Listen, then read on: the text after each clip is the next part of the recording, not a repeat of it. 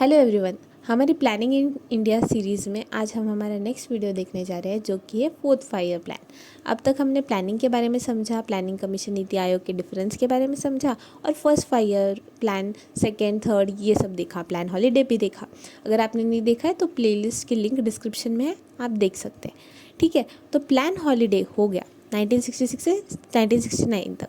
Third 5 year plan के failure के बाद नेक्स्ट जो 5 ईयर प्लान आना था फोर्थ वाला, वो नहीं आया बल्कि पोस्टपोन कर दिया गया। 3 साल के लिए एनुअल प्लान्स लाए गए ताकि इकोनॉमी को पहले थोड़ा स्टेबलाइज कर सके और उसके बाद फोर्थ 5 ईयर प्लान लाया गया। ठीक है, तो फोर्थ 5 ईयर प्लान था फ्रॉम 1969 टू 1974। इसमें हमारा फोकस था ग्रोथ विद स्टेबिलिटी। हमें स्टेबिलिटी भी चाहिए थी, वॉर्स वगैरह हो गए थे तो पूरी कंट्री, इकोनॉमी सब अनस्टेबल हो गया था, इसलिए ग्रोथ चाहिए थी लेकिन स्टेबिलिटी भी चाहिए थी। तो देखो बैकड्रॉप क्या है। Refusal of supply of essential equipments and raw materials from the allies during Indo Pak war resulted in twin objective of growth with stability and progressive achievement of self reliance. हमें जब Indo Pak war के time पे हमें essential equipments चाहिए थे, raw materials चाहिए थे, तो हमें प्रोवाइड नहीं किए गए। तो इसलिए फिर हमें लगा था कि हमें मिलेंगे, हमारे दोस्त जो है वो देंगे, बाकी के कंट्रीज़ है वो हेल्प करेंगे, अलाई कंट्रीज़ जो थी वो हेल्प करेंगी, लेकिन हमें कोई हेल्प नहीं मिली। इसलिए क्या हुआ, ट्विन ऑब्जेक्टिव हमने रखा कि ग्रोथ करेंगे स्टेबिलिटी के साथ और खुद से खुद के मतलब प्रोग्रेसिव अचीवमेंट करेंगे, सेल्फ रिलायंस मतलब हम आत्मनिर्भरता का एक स्कोप था, तो आत्मनिर्भर बनेंगे।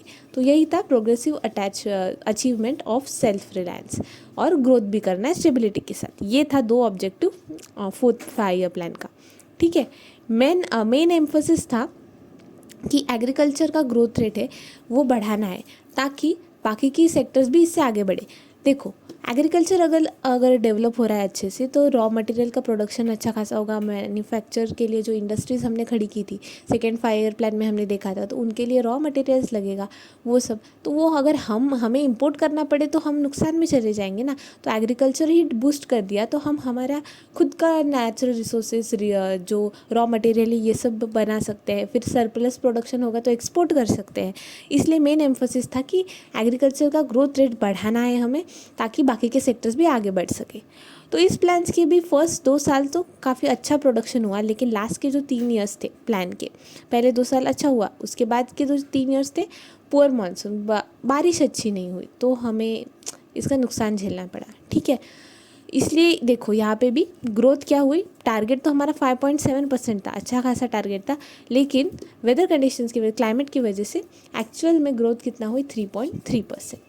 ठीक है, फिर एक ऑब्जेक्टिव ये भी था, one of the major targets था implementation of family plan programs. हमारी पॉपुलेशन बढ़ रही थी तब से ही, तो अभी देखो हम इंडिया फर्स्ट लेवल पे मतलब हाईएस्ट पॉपुलेस कंट्री है वर्ल्ड में। देखो तो तब हमारे एफर्ट्स थे कि फैमिली प्लान प्रोग्राम्स वगैरह लाए जाए ताकि इकोनॉमी पे भार थोड़ा कम हो जाए। ठीक है, तो ये हमने पढ़ा था, देखो national plan for family planning, ये सब 1952 में लॉन्च किया था हमने, फर्स्ट 5 ईयर प्लान में पढ़ा था। ठीक है, तो वो उसका अच्छी तरह से इम्प्लीमेंटेशन किया जाए, ये एक ऑब्जेक्टिव था फोर्थ 5 ईयर प्लान का। Then influx of Bangladeshi refugees before and after 1971 Indo Pak war was an important issue along with price situation deteriorating to crisis proportions and the plan is considered as a big failure। Actually क्या हुआ 1969 से 1974 तक हम ऐसे अपने पहले के जो 2 वॉर्स थे, 1962 का चाइना और इंडिया का वॉर, 1965 का इंडिया पाकिस्तान वॉर, उसको उभरने के लिए 3 साल का प्लान हॉलीडे था, फिर फोर्थ 5 ईयर प्लान आया। लेकिन 1970 में फिर एक वॉर हो गया इंडिया और पाकिस्तान का, बांग्लादेश के लिबरेशन के लिए, है ना, Indo Pak war for Bangladesh liberation. East Pakistan था पहले, ये बांग्लादेश नहीं था, तो वो वॉर हुआ। तो उस टाइम पे ईस्ट पाकिस्तान में काफ़ी अनस्टेबिलिटी थी और बिफोर वॉर भी काफ़ी अनस्टेबिलिटी थी, इसलिए वॉर के पहले भी और बाद में भी बहुत रेफ्यूजीज आए बांग्लादेश से।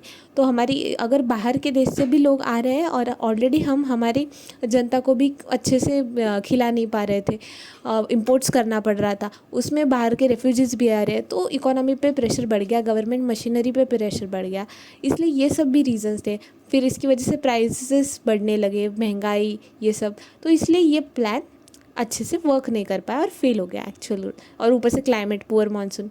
ठीक है, तो एक वर्ड है गाडगिल फार्मूला। ये गाडगिल फार्मूला जो है इस पे बेस्ड था 4th 5 ईयर प्लान, ये हमें याद रखना है, ठीक है।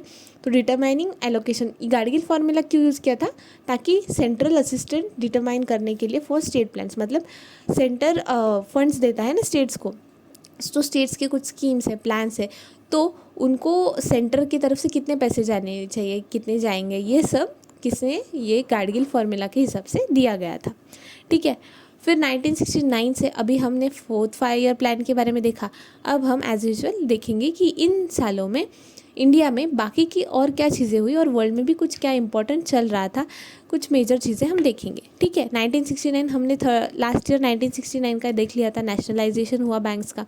तो ये याद रखना कि नेशनलाइजेशन ऑफ बैंक्स अगर पूछे कौन से 5 ईयर प्लान में, तो 4th 5 ईयर प्लान में हुआ था, ठीक है। 1969 को वो प्लान हॉलीडे में मत गिनना, 1969 से स्टार्ट हो रहा है 4th 5 ईयर प्लान, तो 1969 हमारा 4th 5 ईयर प्लान में आता है। तो nationalization of banks was done in the 4th 5 year plan, fine. Then 1970 की बात करें तो वर्ल्ड लेवल पे एक इंपॉर्टेंट चीज़ हुई थी कि पहली बार अर्थ डे मनाया गया था। अर्थ डे कब होता है, अप्रैल 22 को हम अर्थ डे मनाते हैं, है ना। तो वो पहली बार कब मनाया गया था, 1970 में, फाइन। फिर और एक चीज़ इंडिया में क्या हुई कि state of Himachal Pradesh act आया 1970 का। इसने हिमाचल प्रदेश पहले यूनियन टेरिटरी था, फिर उसको स्टेट बना दिया, 18 स्टेट। इसके पहले हमने 17 स्टेट पढ़ा था, अभी बताओ कमेंट में कि 17 स्टेट कौन सा था, ठीक है। 1971 में इंडो पाक वॉर हुआ जिससे बांग्लादेश बना, फाइन। और क्या इंपॉर्टेंट चीज़ें हुई, एक 24th कॉन्स्टिट्यूशनल अमेंडमेंट एक्ट आया, वेरी इंपॉर्टेंट।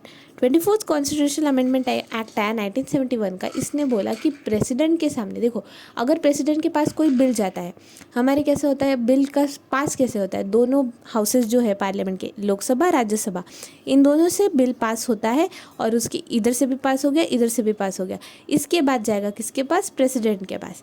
फिर प्रेसिडेंट अपना एसेंट देंगे, बोलेंगे हाँ ठीक है, तो ये बिल होगा, एक्ट बन जाएगा।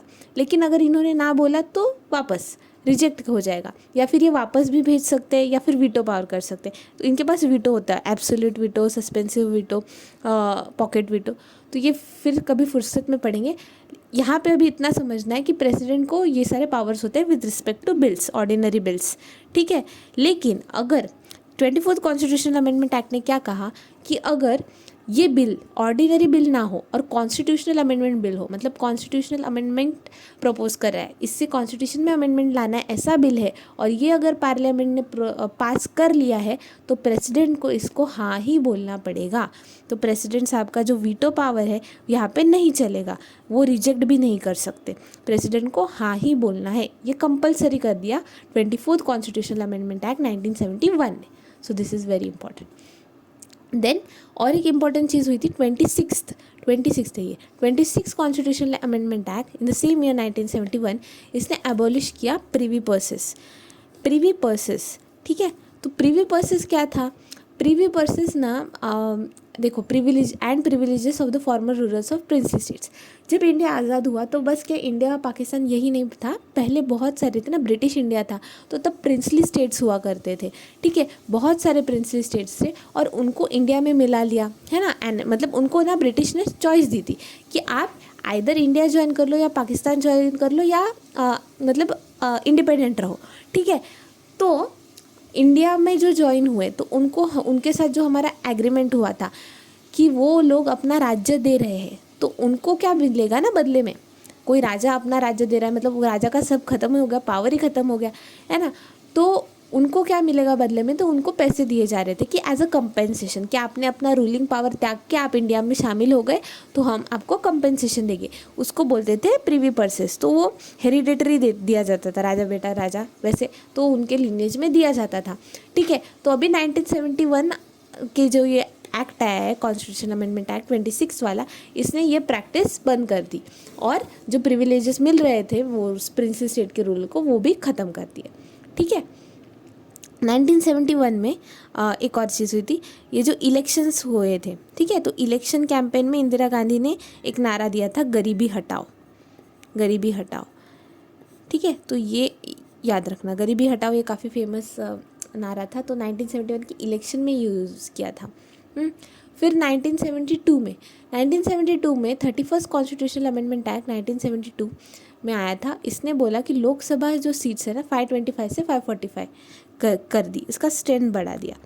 बाद में फिर 552 हुआ, फिर 550 हुआ, अभी मैक्सिमम स्ट्रेंथ कितना है 550 है। ठीक है, तो ये याद रखना, अभी 550 है, लेकिन 525 से 545 31st कॉन्स्टिट्यूशनल अमेंडमेंट एक्ट 1972 से हुआ था। फिर 1972 में परमानेंट अकाउंट नंबर यानी पैन कार्ड होता है ना, तो परमानेंट अकाउंट नंबर ये कॉन्सेप्ट इंट्रोड्यूस हुआ। पैन कार्ड का नंबर क्या होता है, 10 डिजिट्स होते हैं और अल्फ़ा न्यूमेरिक होता है, मतलब अल्फ़ाबेट्स और नंबर दोनों होते हैं, ऐसे 10 टोटल होते हैं। ठीक है, ये पैन कार्ड वाला कंसेप्ट इंट्रोड्यूस हुआ था इंडिया में इन द ईयर 1972। फिर और एक चीज़, पैन और पिन, ये ऐसे याद रखना, पैन और पिन भी इसी साल इंट्रोड्यूस हुआ था। पिन कोड का सिस्टम, पोस्टल इंडेक्स नंबर, जो पोस्टल इंडेक्स नंबर होता है ना वो, तो ये जो पिन नंबर होता है वो 6 डिजिट्स होता है। ठीक है, तो ये भी इंट्रोड्यूस हुआ कब, 1972, 15 अगस्त 1972। फिर एक इम्पॉर्टेंट एक्ट आया, वाइल्ड लाइफ प्रोटेक्शन एक्ट, ये तो हम बहुत बार पढ़ते हैं। वाइल्ड लाइफ प्रोटेक्शन एक्ट 1972 में आया था, और इंडिया पाकिस्तान का वॉर हुआ था 1971 में, तो फिर बाद में पीस के लिए एग्रीमेंट साइन करते हैं यूजुअली वॉर के बाद, तो शिमला एग्रीमेंट साइन हुआ था 1972 में। ठीक है, देखो हमने पढ़ा था कारगिल वॉर के बाद भी ताशकंद का एग्रीमेंट साइन हुआ था, है ना, 1966 में। तो वैसे ही 1971 के वॉर के बाद 1972 शिमला एग्रीमेंट साइन हुआ था। फिर 71 में तो वॉर होकर बांग्लादेश बन गया था ना, तो हमने बांग्लादेश के साथ भी treaty of friendship, cooperation and peace sign कर लिया इन 1972। देन आता है 1973, इसमें landmark case Keshavananda Bharati versus state of Kerala. तो ये वाला जो केस था ना, ये इसका जजमेंट आया था 24 अप्रैल 1973 को। ठीक है, तो ये काफ़ी इंपॉर्टेंट केस है, क्योंकि ये केस ने डॉक्टरीन ऑफ बेसिक स्ट्रक्चर दिया है हमें। तो एक बेसिक स्ट्रक्चर करके चीज़ होती है, कंसेप्ट होता है कि अगर कॉन्स्टिट्यूशन में अमेंडमेंट लाया जा रहा है तो उससे आप बेसिक स्ट्रक्चर जो कॉन्स्टिट्यूशन का है वो बिगड़ना नहीं चाहिए, उसको आप अमेंड नहीं कर सकते।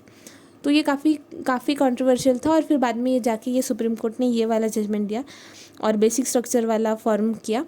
तो बेसिक स्ट्रक्चर में अभी भी सुप्रीम कोर्ट के जजमेंट्स के हिसाब से चीज़ें ऐड होती रहती है, कि अगर किसी चीज़ पे कंट्रोवर्सी आ रहा है कि ये टॉपिक है कि नहीं, अगर ये चेंज कर रहे हैं तो कॉन्स्टिट्यूशन का बेसिक स्ट्रक्चर अमेंड होगा क्या, तो इस पे कौन जजेस बताता है, ये कहीं कॉन्स्टिट्यूशन में डिफाइन नहीं है, ये सुप्रीम कोर्ट का इंटरप्रिटेशन है ऑफ द कॉन्स्टिट्यूशन। ठीक है, तो इंटरप्रेट किया है सुप्रीम कोर्ट ने कॉन्स्टिट्यूशन को लेके। ठीक है, फिर क्योंकि अगर पार्लियामेंट के पास पूरा पावर दे दिया गया अमेंड करने का कॉन्स्टिट्यूशन का, तो कॉन्स्टिट्यूशन का जो ओरिजिनल फ्रेमवर्क था वही बदल जाएगा। तो इसलिए बोला गया कि आप बेसिक स्ट्रक्चर को हाथ मत लगाओ, बाकी जो थोड़े बहुत चेंजेस करने हैं टाइम के हिसाब से वो कर सकते। ये कब बोला गया, केशवानंद भारती केस 1973 में। 1973 में और एक इम्पॉर्टेंट चीज़ थी, प्रोजेक्ट टाइगर लॉन्च हुआ था। तो ये काफ़ी इंपॉर्टेंट है, अक्सर पूछ लिया जाता है। प्रोजेक्ट टाइगर लॉन्च हुआ 1973 में। फिर और एक चीज़ 31st तो लास्ट ईयर आया था, तो 32 CA 1973 में आएगा। ठीक है, तो इसने 2 आर्टिकल ऐड किए। कौन से 2, 371D एंड 371E। अभी ये 2 आर्टिकल इंपॉर्टेंट क्यों है, क्योंकि ये 2 आर्टिकल ना स्पेशल प्रोविजंस देते हैं। कौन से स्टेट को, आंध्र प्रदेश को। जब वो फॉर्म हुए तब आंध्र प्रदेश के लिए था, अभी ये 371D ये तेलंगाना रीजन को भी अप्लाई होता है। तो कुछ स्टेट्स को स्पेशल प्रोविजंस मिलते हैं, है ना, कुछ मामलों में। तो वैसे ही 371A है नागालैंड के लिए, B आसाम के लिए, ऐसा। तो आंध्र प्रदेश के लिए 371D और 371E था। तो D तेलंगाना रीजन, तो यहाँ पे अभी जब तेलंगाना का स्टेट बन गया है तो उनको भी एक्सटेंड होता है। ठीक है, एक लास्ट चीज़, ये गरीबी हटाओ ये स्लोगन दिया था इलेक्शन में इंदिरा गांधी ने 1971 में। फिर बाद में जब पावर में आया तो अभी 4th फायर प्लान तो चल रहा था, तो 5th फायर प्लान में ये जो गरीबी हटाओ यही थीम लेके 5th फायर प्लान बनाया गया था। ठीक है, और कुछ पॉवर्टी एलिवेशन के लिए प्रोग्राम्स वगैरह लाए गए थे, ये हम 5th फायर प्लान में पढ़ेंगे। ठीक है, so that's it for the day, thank you.